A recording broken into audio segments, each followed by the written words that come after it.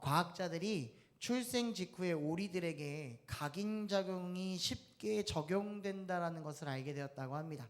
여기서 말하는 각인작용이란 동물들이 태어나서 처음 보는 것을 자신과 연관시켜서 자신이 그것과 동일시하는 현상을 각인작용이라고 합니다.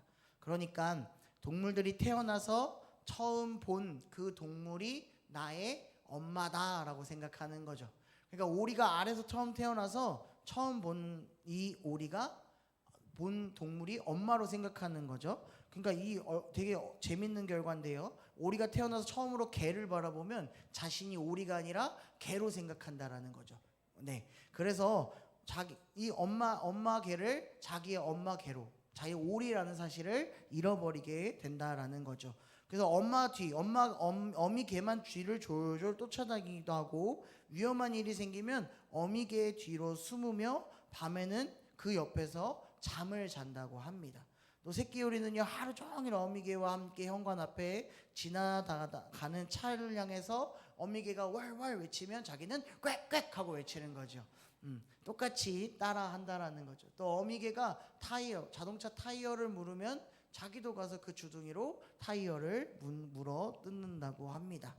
그런데 참 재밌는 사실은요, 이렇게 자기가 개라는 사실을 알고 있음에도 오리의 성질을 가지고 있는 것도 있다라는 거죠. 변하지 않는 성질이 있다라는 거예요. 강아지가 멍멍 짖는 게 아니라 오리는 어떻게 짖는다고요? 꽥꽥 하고 짖습니다. 이거는 강아지가 오리이기 때문에 꽥꽥 하고 짖을 수밖에 없다라는 거죠.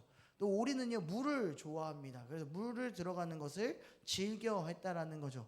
그리고 강아지에게 없는 오리는 날개가 있어서 퍼덕일 수 있다라는 것입니다.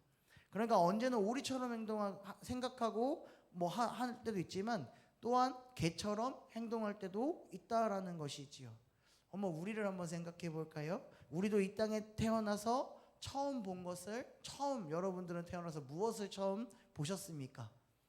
엄마 아버지, 맞아요. 엄마 아버지라고 얘기하시는 분도 있겠죠. 근데 요즘 젊은 애들한테 물어보면 뭐라 그러냐면 의사 선생님, 간호사 선생님이라고 얘기합니다. 왜냐면 대부분 다 산부인과에서 아기가 태어나서요. 이렇게 가지만 저는 세상을 먼저 본다라고 생각합니다. 우리가 태어나서 경험하는 것, 배우는 곳이 바로 저 세상이기 때문인 거죠. 그런데 세상이 너무 더러워졌습니다. 그러니 살면서 죄로 말미암아 우리도 더러운 것들을 너무나도 많이 배우고 묻히고 살아간다라는 거죠. 그러니 우리의 삶이 어떻게 됩니까? 더러운 것으로, 죄로 인해 그러한 삶을 죄의 노예로 살아갔다라는 거죠. 그런데 다시 돌려 말하면 우리는 죄인입니까? 아니라는 거죠. 우리의 본질상은 하나님, 예수 그리스도를 통한 하나님의 자녀라는 사실을 우리가 가지고 있다라는 거죠. 언제는 하나님의 자녀처럼 살고, 또 언제는 세상의 사람들처럼 사는 우리의 모습에서 이제는 벗어나야 한다라는 겁니다. 그렇지 않으면 우리는 이리 행동하고 저리 행동할 때에 우리의 눈에서 눈물이 마르지 않는다라는 겁니다. 오늘 저와 함께 이 에베소서 말씀을 이제 찬찬히 살펴보기를 소망합니다. 이 에베소서는 우리가 어떤 존재인지를 분명하게 알려주고 있습니다. 그리고 오늘 본문 1절서부터 2절 말씀은 특별히 그리스도인으로서 은혜와 평강이 우리에게 넘쳐 있기를 바라는 바울의 말씀을 알아보며 더 큰 은혜와 더 큰 평강이 넘쳐 흐르는 삶이 되시기를 저와 우리 성도님들이 되기를 주님의 이름으로 소망합니다. 이 에베소서는 어떤 글일까요? 네, 맞습니다. 옥중서신이라고 말하는 서신서입니다. 익히 말하면 편지라는 거죠. 이 서신을 쓴 저자가 누구인지는 1절의 말씀을 통해서 참 잘 나와 있습니다. 1절의 말씀에 보면 이렇게 나와 있죠. 다시 한 번 더 우리 같이 읽어볼까요? 1절 말씀을 읽어보겠습니다. 시작. 하나님의 뜻으로 말미암아 그리스도 예수의 사도된 바울은 에베소에 있는 성도들과 그리스도 예수 안에 있는 신실한 자들에게 편지하노니 라고 나옵니다. 이 편지의 편지를 쓴 사람이 누구라고요? 바로 사도된 바울이다 라고 얘기하고 있다라는 것입니다. 익히 말하면 편지는요, 다시 한 번 더 보면 구성 요소로서는 세 가지로 나오고 있습니다. 첫 번째로는 도입 부분이 있다라는 거죠. 발신자, 수신자, 축복의 말들이 들어가 있고, 두 번째는 몸글이라고 해서 구체적인 상황을 또 이야기한다고 합니다. 그리고 마지막으로는 축복의 말로 이제 이 편지의 마무리를 하는 단계가 이 편지 안에 들어갔다라는 거죠. 그럼 오늘 우리가 함께 읽은 이 1절과 2절의 말씀은 어디 부분에 해당되는 겁니까? 바로 도입에 해당되는 부분으로서 이 말씀 안에 사도된 바울이 예배소에 있는 성도들과 더 나아가 그리스도 예수 안에 있는 신실한 자들에게 편지한 글이다라는 것을 분명하게 알려주고 있다라는 겁니다. 이 사도 바울이요, 특별히 예배소 교회 성도들뿐만 아니라 누구에게까지요? 포함한, 예배소 교회를 포함한 인근 소아시아에 있는 교회들을 위해서 쓴 글이다, 편지다라는 것을 알 수 있습니다. 그런데 우리 여기서 한번 생각해 보지요. 바울은 어떤 사람입니까? 바울이 어떤 사람이죠? 네, 맞아요. 신약 성경에 보면 누구보다 많이 바울의 쓴 편지들, 글들이 많이 써져 있는 책입니다. 누구보다 늘 자신을 소개할 때 당당히 그리스도 예수 된 사도다라고 얘기하는 사람이 바로 사도 바울이었다라는 거죠. 누가 봐도 믿음이 충실한 사람, 그런 열정적인 사람이다라는 것은 우리는 잘 알고 있습니다. 그런데 여기서 눈여겨봐야 할 단어가 바로 사도라는 단어이죠. 여러분들, 사도는 무엇입니까? 네, 갑자기 이렇게 어려운 말들을 질문해서 되게 당황스러워하겠지만, 사도는 예수님의 지상 사역 동안 예수님과 함께 동행하거나 죽음, 부활을 목격한 제자들을 일컬어서 사도다라고 얘기합니다. 더 나아가서는 그러니까 예수님과 함께한 제자들을 사도다라고 나중에 불렀다라는 거죠. 그리고 예수님이 부활하시고 제자들에게 나타나서 예수님께서 하신 메시지가 있습니다. 뭐냐면 마태복음 28장 19절 20절 말씀이지요. 우리 함께 같이 읽어볼까요? 마태복음 28장 19절 20절입니다. 시작. 그러므로 너희는 가서 모든 민족을 제자로 삼아 아버지와 아들과 성령의 이름으로 세례를 베풀고 내가 너희에게 분부한 모든 것을 가르쳐 지키게 하라. 볼지어다 내가 세상 끝날까지 너희와 항상 함께 있으리라 하시니라 라고 얘기합니다. 예수님께서 분명하게 제자들에게 던져주었다라는 거죠. 무엇을요? 가서 전하라라는 것을요. 그러니까 그 전하라는 메시지를 받은 제자들을 일컬어서 뭐라 그러냐면 사도다라고 얘기하는 겁니다. 얼마나 큰 무거운 짐진 자들이 복음이라는 큰 짐을 지고 주님을 향해서 주님을 전달하기 위해 세상을 향해 나아가는 사람들이 봐도 사도라는 것입니다. 근데 바울은요, 처음에 자신을 소개할 때에 고린도전서에 보면 자신이 사도라고 칭함을 받기에는 감당치 못한 자라라고 고린도전서에서 자기를 소개했습니다. 그 이유가 뭡니까? 처음에는 이 바울이 자기의 이름을 사울로 사용했을 때에 예수님을 박해했던 사람이기 때문에, 또 살아생전 예수님의 기적과 이적, 죽음과 부활을 목격하지 못했기 때문에 자신은 사도라라고 말을 할 수 없다라고 처음엔 이야기했습니다. 그러나 오늘 말씀에 보면 누구의 뜻대로 사도라고 칭함받았습니까? 오늘 말씀에 보면 분명히 얘기합니다. 하나님의 뜻으로 말미암아 그리스도 예수의 사도된 바울이라고 분명히 자신을 소개한다라는 겁니다. 그렇습니다. 우리가 하나님의 은혜와 평강이 넘치는 사람이 되려면 가장 먼저 우리는 당당히 내 자신이 누구인지를, 내가 어떤 존재인지를 고백할 수 있어야 한다라는 거죠. 우리 어떻게 고백해야 합니까? 하나님의 뜻으로 말미암아 이 그리스도 예수의 사도된 나 자신이 되어야 한다라는 것입니다. 우리를 소개할 때 그냥 나는 어디서 태어났고 어떤 사람입니다 라고 말하는 것보다 이제 뭐라고 얘기해야 된다고요? 하나님의 뜻하신 바다 예수 그리스도의 은혜로 받은 사도된 복음을 전하는 저 허석입니다 라고 우리는 당당히 밝힐 줄 알아야 한다라는 거죠. 그랬을 때에 하나님의 은혜와 축복이, 은혜와 평강이 우리의 삶에 넘쳐 흐를 줄로 믿습니다.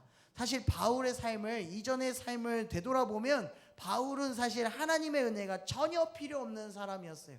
하나님을 만나기 전에, 예수님을 만나기 전에 누구보다 예수님을 핍박하는 자였습니다. 얼마나 열심히 했냐면요, 사도행전 7장 58절의 말씀에 보면 이렇게 나와 있어요.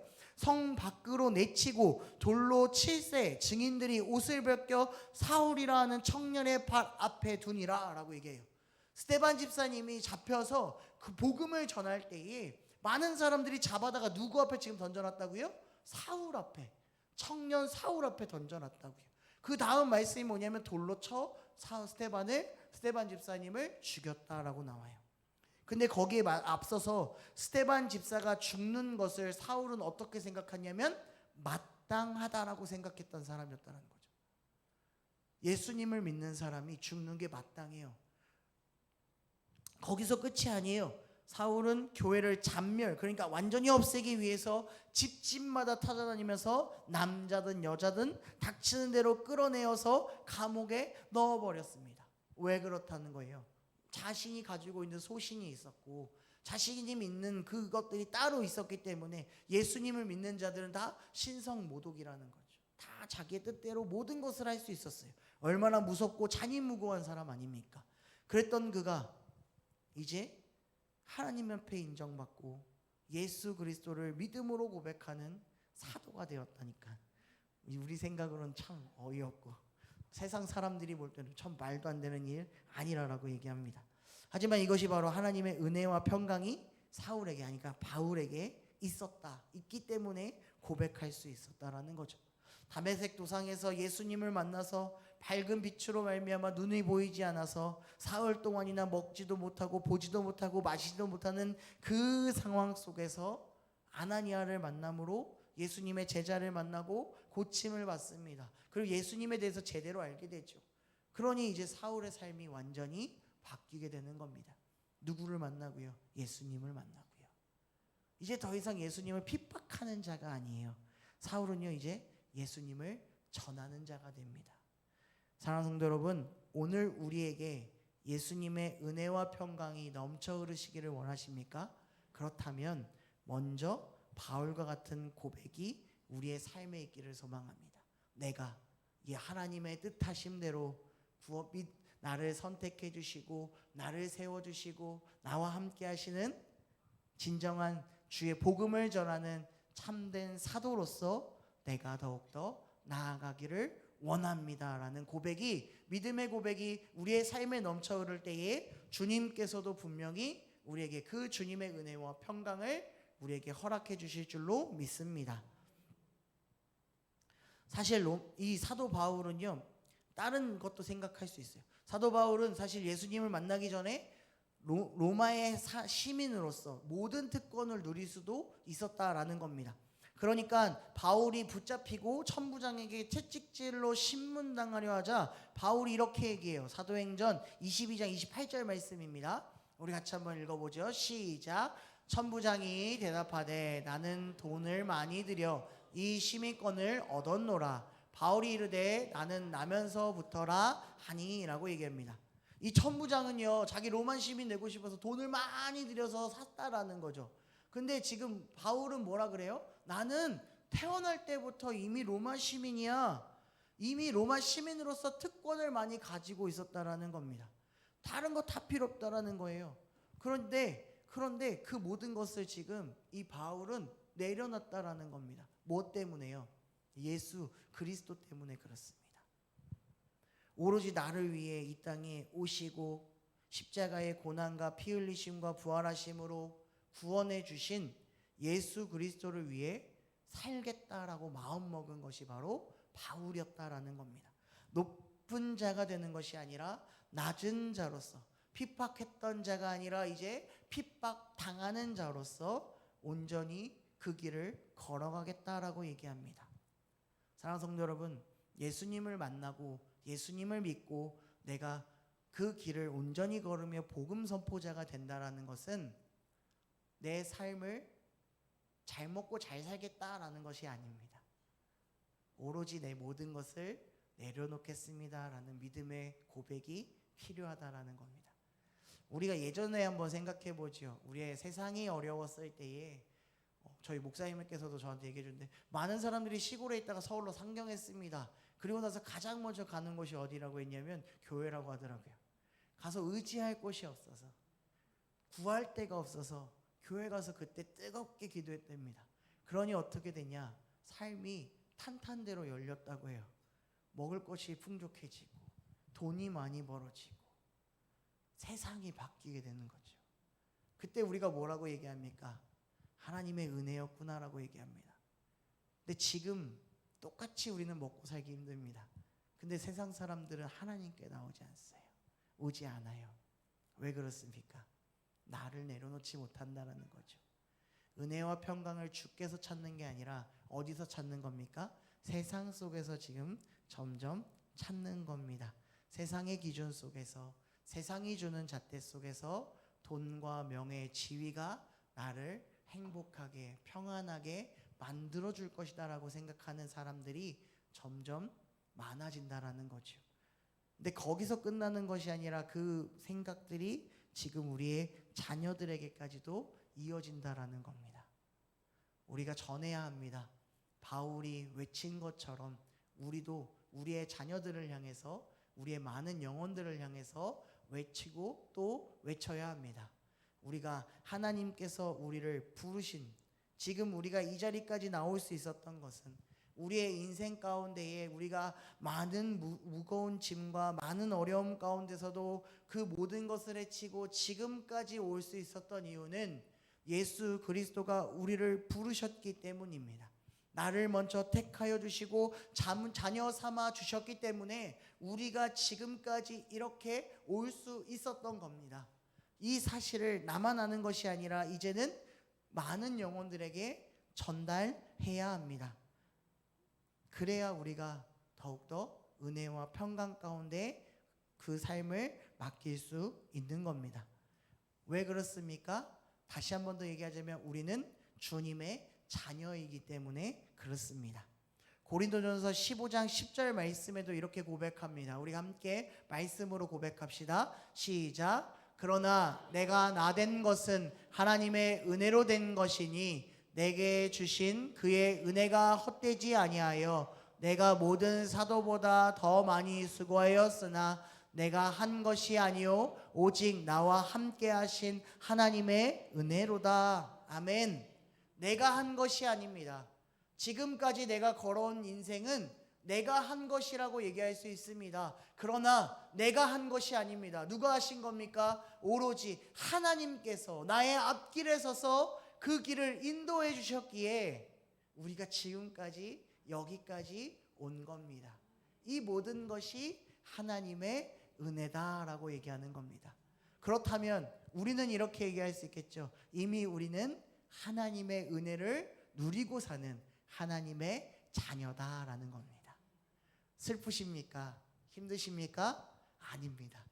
우리의 눈과 귀를 다시 한 번 더 하나님께로 맞춥시다. 그러면 주님의 은혜가 지금도 역사하시고 나와 함께 하시는 그 주님의 은혜가 보이게 되고 느껴지실 것입니다. 더욱더 오늘 그 은혜로 말미암아 당당히 주의 길을 걸어가는 저와 우리 성도님들이 되시기를 주님의 이름으로 소망합니다. 그리고 바울은요 2절을 통해서 이 백성들, 그러니까 예배소 교회의 성도들과 많은 신실한 자들에게 이렇게 외칩니다. 우리 2절의 말씀도 같이 한 번 더 고백합시다. 시작. 하나님 우리 아버지와 주 예수 그리스도로부터 은혜와 평강이 너희에게 있을지어다. 아멘. 이 바울 서신들의 일반적으로 나타나는 축복의 전형적인 형태가 바로 2절의 말씀입니다. 그러니까 이 가운데서 은혜와 평강이 너희에게 있을지어다 라고 하는 말은 고대 그 당시의 사람들이 일반적으로 인사할 때 많이 쓰는 말인 거죠. 우리가 설교 전에 우리가 서로 뭐라고 인사했습니까? 사랑합니다, 축복합니다 라고 얘기합니다. 인사를 나눴잖아요. 이처럼 처음 이렇게 만나서도 너가 은혜와 평강이 너희 안에 넘치길 소망해 라고 얘기하는 것이 일맥상 인사와도 같은 부분이다 라는 겁니다. 그런데 오늘 분명한 것은 이 은혜와 평강이 누구에게로부터 나오는지를 알려주고 있다라는 거죠. 누구입니까? 네, 맞습니다. 하나님. 오늘 말씀 속에 보면 누구냐면 주 예수 그리스도다라고 분명하게 알려주고 있는 겁니다. 바울은 하나님과 동시에 언급해요. 하나님 우리 아버지와 주 예수 그리스도를 두 분을 동시에 얘기하지만 두 분이 따로 있는 걸까요? 아니지요. 두 분은 두 가지의 인격을 가지고 있지만 하나의 하나님임을 분명하게 말해주고 있다는 거죠. 그러니까 다시 말하면 복의 근원, 은혜와 평강의 근원이 누구에서부터 온다? 하나님에게로부터, 예수 그리스도로부터 내려온다라고 이 사람들에게 전하고 있는 겁니다. 그러니 우리도 저 사람들에게 전할 수 있는 거죠. 여러분들이 진정으로 복을 원하십니까? 여러분들이 진정으로 은혜와 평강을 누리기 원합니까? 그렇다면 누구에게로 가야 합니까? 예수님에게로 나아가야 합니다 라고 당당히 전할 수 있어야 한다라는 겁니다. 네, 그렇습니다. 그런데 이 예배소 교회를 지역을 살펴보면 조금 이 사람들은 사실 은혜와 평강, 예수님 전혀 필요 없어요. 왜냐? 지도를 한번 보시겠어요? 제 지도 갖고 왔거든요, 오늘은.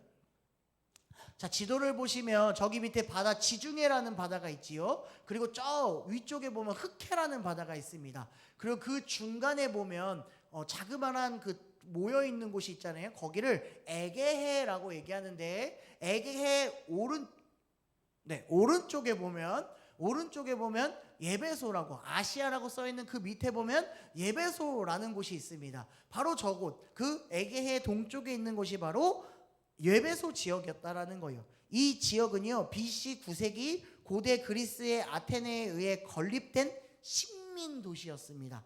그러니까 바닷가와 인접하여서 상업을 통해 막대한 부를 축적한 도시이기도 한다라는 거죠. 그러니까 이 도시가 뭐 하는 곳이라고요? 상업 도시라고요.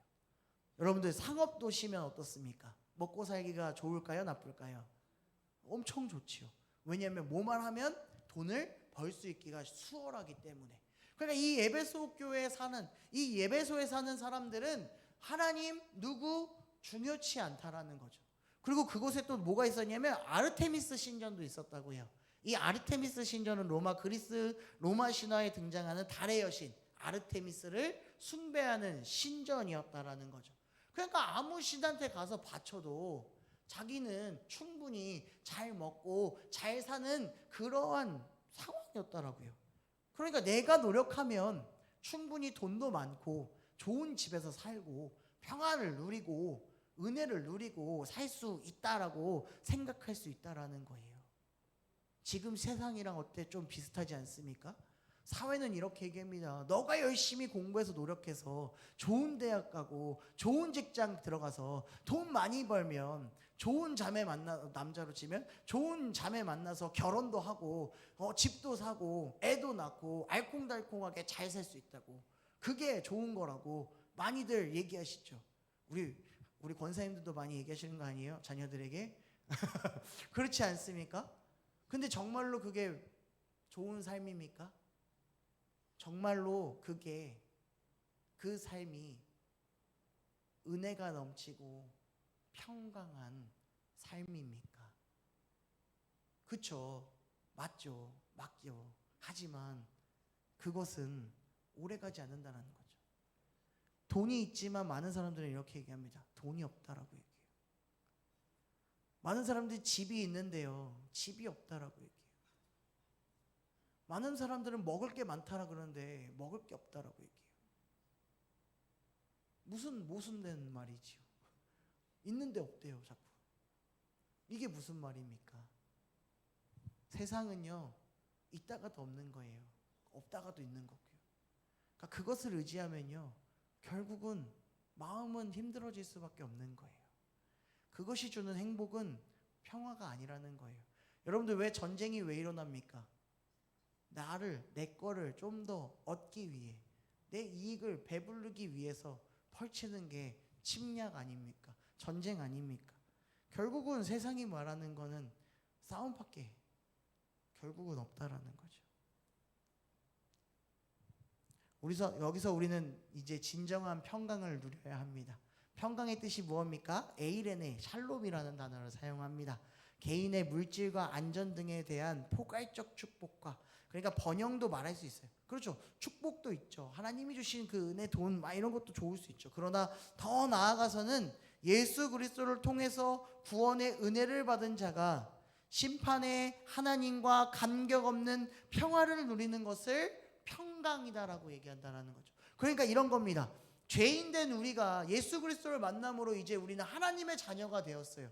하나님의 자녀가 되었다면 이제 누구랑 가까워져야 돼요? 하나님이랑 가까워져야 된다는 거죠. 하나님이랑 서슴없어져야 되고 하나님과의 간격이 점점 줄어들어야 돼요. 여러분들 어렸을 때의 부모님과의 간격은 어땠습니까? 엄청 가까웠죠. 엄마, 아빠 이거 해줘 저거 해줘 하면서 막 이렇게 가요. 그런데 우리가 점점 성장하면서 호칭부터 바뀝니다. 어머니, 아버지 이렇게 바뀌죠. 저도 그런 것 같아요. 지금도 전화하면 엄마한테는 엄마라고 그러는데 아빠한테는 아버지 이렇게 하거든요. 좀 거리가 이렇게 좀 느껴지는, 그러지 않습니까? 그러면서 점점 멀어진다라는 거죠. 그런데 그러지 않습니다. 진정한 평화는요, 누구와 가까워지는 거라고요? 하나님과 가까워지는 거예요. 바울이 그걸 얘기하는 거예요. 하나님과 더 가까워져라. 너희가 그 은혜와 평강을 누리려면 하나님과 더 가까운 삶을 살기를 원합니다 라고 축복하고 있는 거라고요. 오늘 우리에게 그렇게 얘기하는 겁니다. 오늘 이 시간 하나님께로 나온 이유가 무엇입니까? 오늘 이 시간 예배드리는 이유가 무엇입니까? 바로 하나님께로 더욱더 가까이 가, 하나님이 주시는 은혜와 평강이 우리의 삶에 더욱더 넘쳐나기 원해서 하나님께로 달려온 것 아니겠습니까? 오늘 중앙성소교회 모든 영혼들, 우리 하나님과 간격 없는 삶으로 말미암아 평화롭고 주님이 주시는 넘치는 축복의 은혜가 우리의 삶에 넘쳐나기를 주님의 이름으로 축복합니다. 우리 디모데후서 1장 9절의 말씀을 끝으로 말씀을 마무리하기를 소망합니다. 우리 좀 길지만 그래도 천천히 한 번 더 같이 고백합시다. 시작. 하나님이 우리를 구원하사 거룩하신 소명으로 부르심은 우리의 행위대로 하심이 아니요 오직 자기의 뜻과 영원 전부터 그리스도 예수 안에서 우리에게 주신 은혜대로 하심이라. 아멘. 우리는 늘 생각할 겁니다. 내가 구원받은 백성인가를, 내 지금 모습으로 과연 하나님 나라에 들어갈 수 있을까라고 고민할 거예요. 제가 한 청년이 저한테 이렇게 얘기하더라고요. 저는 지금 죽으면 하나님 나라에 못 갈 것 같아요. 또 이렇게 얘기하더라고요. 그래서 이 친구 또 왜 이럴까 생각을 하면서 한 가지 질문을 딱 던졌어요. 정말로 그러면 너는 예수님 안 믿어? 라고 물어봤어요. 그때 뭐라 그런지 아세요? 저는 예수님 믿어요. 예수님을 너의 구주로 인정해? 그랬더니 네, 저 인정해요 라고 얘기해요. 그러면 구원 받은 것 아니겠니? 라고 제가 얘기했어요. 구원은 뭡니까? 내 행동이, 내 행실로 가는 게 구원이 아닙니다.